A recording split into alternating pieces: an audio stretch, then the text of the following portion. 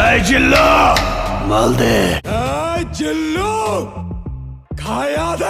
যখনই শুনতে পেয়েছিলাম সিয়াম আহমেদের রাক্ষস সিনেমায় বরবাদ সিনেমার কোনো অ্যাক্টর অভিনয় করছে না এবং জিল্লু খ্যাত শ্যাম ভট্টাচার্য রাক্ষস সিনেমার কাস্টে জয়েন করেছেন, তখনই আমি আপনাদেরকে জানিয়ে দিয়েছিলাম মেহেদী হাসান হয়তো একটা সিনেমাটিক ইউনিভার্স তৈরি করতে যাচ্ছে।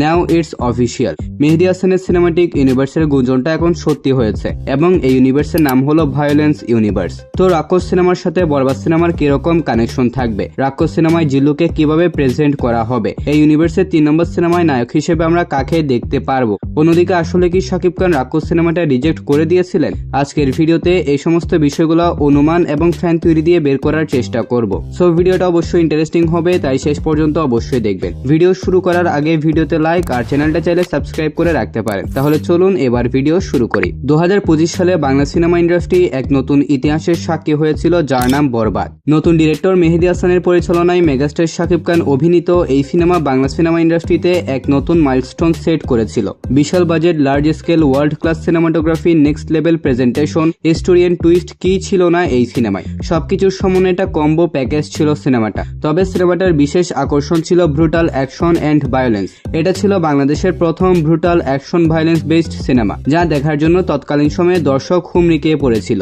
এজ এ রেজাল্ট সিনেমাটা লাইফ টাইমে আয় করেছিল 80 থেকে 85 কোটি টাকা। ইভেন এটা এখনো পর্যন্ত বাংলাদেশের সর্বোচ্চ আয়কারী সিনেমা। কিন্তু সিনেমাটার এন্ড ক্রেডিট সিনে আরিয়ান মির্জার ক্যারেক্টারটাকে মেরে ফেলা হয়, যার কারণে অডিয়েন্স বরবাদ 2 এর আশা ছেড়ে দিয়েছিল। বরবাদের বিশাল সফলতার পর এমনটা শোনা যায় ডিরেক্টর মেহেদী হাসান হৃদয় শাকিব খানকে বরবাদের থেকেও বিগ স্কেলের বিগ অ্যারেঞ্জমেন্টের একটা গল্প শুনিয়েছিল, কিন্তু শাকিব খান নাকি সেই সিনেমা রিজেক্ট করে দিয়েছিলেন। কারণ হিসেবে জানা গিয়েছে পারিশ্রমিক ইস্যু। অনেকদিন পর অ্যানাউন্সমেন্ট করা হয় রাক্ষস সিনেমার, কিন্তু অনেকে মনে করে রাক্ষস সেই সিনেমা যেটা শাকিব খান রিজেক্ট করেছে, কিন্তু না, মেহেদী হাসান অনেক আগেই কনফার্ম করেছেন রাক্ষস সিনেমার গল্প শাকিব খানকে কখনোই শোনানো হয়নি। তাছাড়া মেহেদী হাসান হয়তো বরবাদ সিনেমার সফলতার পরই সিনেমাটিক ইউনিভার্সের প্ল্যান রেডি করে নিয়েছিলেন, যার কারণে রাক্ষস সিনেমায় শাকিব খানের অভিনয় করা কোনো অবস্থাতেই পসিবল ছিল না। কারণ রাক্ষস সিনেমায় শাকিব খান থাকলে এই ইউনিভার্স কখনো তৈরি করা সম্ভব হতো না, কারণ সিনেমাটা বরবাদের সাথে কানেক্টেড। তো রাক্ষস সিনেমাটা শাকিব খানকে অফার করা হয়নি, বরঞ্চ শাকিব খানকে অন্য একটি গল্প শোনানো হয়েছিল। এরপর সামনে আসে শাকিব খান মেহেদী হাসানের সাথে আরো একটা সিনেমা করবে, যেটা এখন পর্যন্ত অলমোস্ট কনফার্ম। কয়েকদিন আগেও মেহেদী হাসান আবার কনফার্ম করেছেন শাকিব খানের সাথে তার পরবর্তী যেই সিনেমাটা হবে সেটা বরবাদ এবং রাক্ষস থেকেও 3 গুণ বড় স্কেলে তৈরি করা হবে, কিন্তু আবার সেটা এই ইউনিভার্সের সাথে কানেক্টেড হবে না, ওটা হবে আলাদা একটা সিনেমা।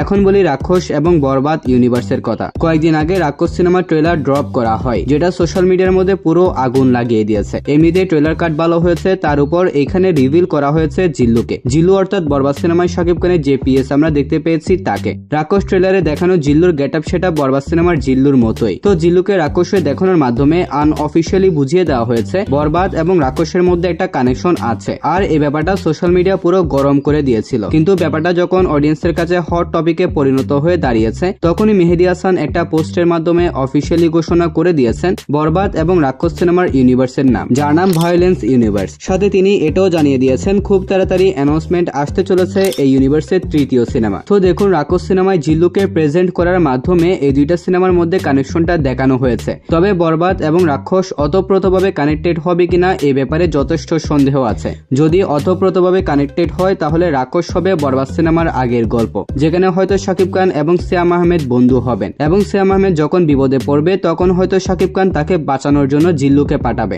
যদিও এই সম্ভাবনা অনেকটাই কম। তবে অন্যটির সম্ভাবনা আছে। বরবাদ সিনেমায় যেহেতু আরিয়ান মির্জার ক্যারেক্টারটা মারা গিয়েছে, তাই জিল্লু হয়তো সিয়াম আহমেদের কাছে তার নতুন পিএস হিসেবে চাকরি করবে, ঠিক যেমনটা আরিয়ান মির্জার পিএস হিসেবে করেছিল। তো এই দুইটার সম্ভাবনার বাইরে অনেক কিছু হতে পারে, যা আমরা ফাইনালি সিনেমাটার মধ্যে দেখতে পারবো। তবু আমার মনে হচ্ছে দুইটা সিনেমার মধ্যে কোনো সরাসরি কানেকশন থাকবে না, জাস্ট জিল্লুকে দিয়ে এই দুইটা সিনেমার মধ্যে কানেকশনটা বিল্ড করা হবে। আর একটা ইউনিভার্সের কানেকশনের পিছনে আমরা যেরকমটা দেখে আসছি, এক হিরোর সিনেমাতে অন্য হিরো ক্যামিও দেয়, সেরকম ব্যাপারটা কিন্তু এই ইউনিভার্সে হয়তো দেখা যাবে না। যেমন বরবাদ সিনেমায় কিন্তু সিয়াম আহমেদের ক্যামিও ছিল না এবং রাক্ষস সিনেমায় শাকিব খানেরও ক্যামিও থাকবে না। তবে এই ইউনিভার্সের 3 নম্বর সিনেমা যেটা হবে সেই নায়কের ক্যামিও হয়তো রাক্ষস সিনেমায় থাকলেও থাকতে পারে। তবে 3য় সিনেমাটায় নায়ক হিসেবে পারফেক্ট চয়েস হতে পারে শরীফুল রাজ অথবা আরিফিন শুভ। বর্তমানে বাংলাদেশের কমার্শিয়াল সিনেমার জন্য নিঃসন্দেহে শাকিব খান ফার্স্ট চয়েস। শাকিব খানের পরে আমি মনে করি সে পটেনশিয়ালিটি আরিফিন শুভর মধ্যে রয়েছে।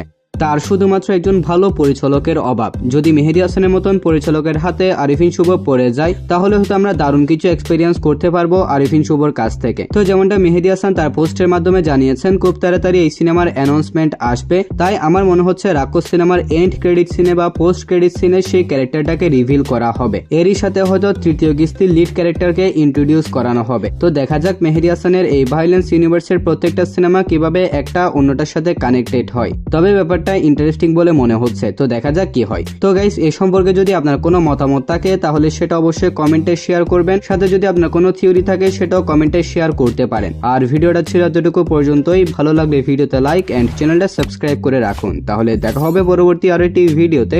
ততক্ষণ ভালো থাকবেন, সুস্থ থাকবেন, টেক কেয়ার, আল্লাহ হাফিজ।